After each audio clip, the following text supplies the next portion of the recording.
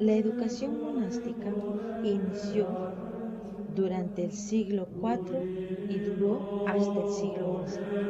Esta, con la constitución de la Orden de Benedictinos, nacerá así la gran orden monástica de la Edad Media. El contexto histórico que describe a ellos es que los monasterios eran grandes colonias educativas a cuyos alrededores se van formando grandes núcleos de población. Dentro de estos núcleos de población, lo esencial era la vida religiosa. En ocasiones se trataba la cultura y la educación. Su aspecto intelectual era muy bajo, pero en cambio fue muy elevado su lado moral y espiritual. Su finalidad más importante era la formación de los monjes. La educación monástica. Los monasterios eran grandes colonias educativas, a cuyos alrededores se van formando grandes núcleos de población.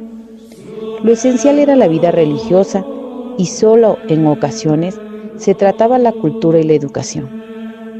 Su aspecto intelectual era muy bajo, en cambio, muy elevado su lado moral y espiritual. Su finalidad educativa era formar monjes. ¿Dónde se construían los monasterios? En lugares aislados de elevaciones montañosas, en profundos valles baldíos o en parajes muy arboladas, lejos de contacto con personas. Su primera ley era la soledad, su segunda ley el despego. Se establecían en lugares de culto al cristianismo, localizaciones predestinadas. Es momento también de señalar como característica principal de esta educación monástica a sus representantes y puntos importantes del lugar llamado monasterios en donde se llevaba a cabo este tipo de educación. Surge un nuevo tipo de educación eclesiástica, las escuelas catedrales, es decir, la educación le correspondía por completo a la iglesia, por lo que se desarrollan los monasterios y conventos en otras órdenes, como la de los cluniacenses, cistercenses, franciscanos y dominicos, quienes se encargaban más del aspecto moral y espiritual. Muchos de estos monasterios también tenían escuelas externas, principalmente para atender a los alumnos pobres. Los monasterios más reconocidos fueron los monasterios búlgaros. Una de las principales actividades que se realizaban era la lectura, que en la vida religiosa se dividía en plegarias, lectura para el trabajo intelectual, lectura para el trabajo manual, principalmente en la orden de los benedictos. Es así como que entendemos que los representantes o encargados de llevar a cabo esta educación eran principalmente los monjes, a través o en los monasterios, y que dedicaban un tiempo especial a la lectura.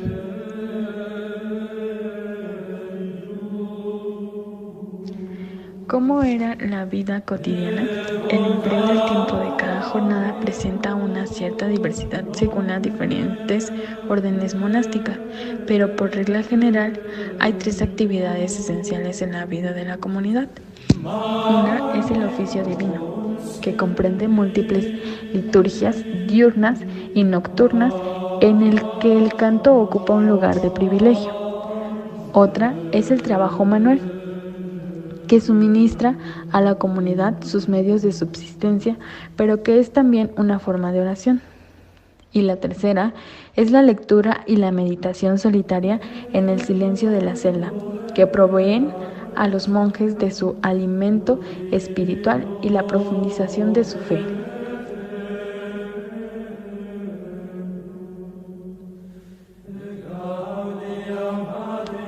¿De dónde procedían los monjes? Pertenecían a todas las clases sociales. Algunos provenían de medios aristocráticos y se hacían monjes para huir de la corrupción y sobre todo de la violencia de un mundo dominado por la barbarie guerrera. Otros procedían del ámbito agrícola y gracias a la vida monástica encontraban el medio de acceder a la cultura.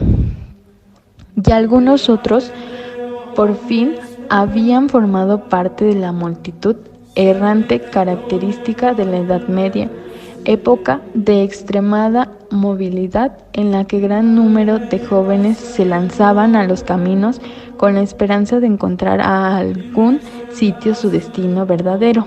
Para muchos de estos, el monasterio remanso de paz constituía el término de su viaje. Durante la Edad Media, el clero regular estaba compuesto por los sacerdotes que vivían en conventos y conformaban las distintas órdenes religiosas. Su intervención en la vida medieval fue decisiva en este periodo, ya que gracias al trabajo de los regulares fue posible el desarrollo de la enseñanza, la conservación de escritos clásicos, la asistencia social y el nacimiento de la medicina moderna que deriva de los hospitales surgidos en el medioevo.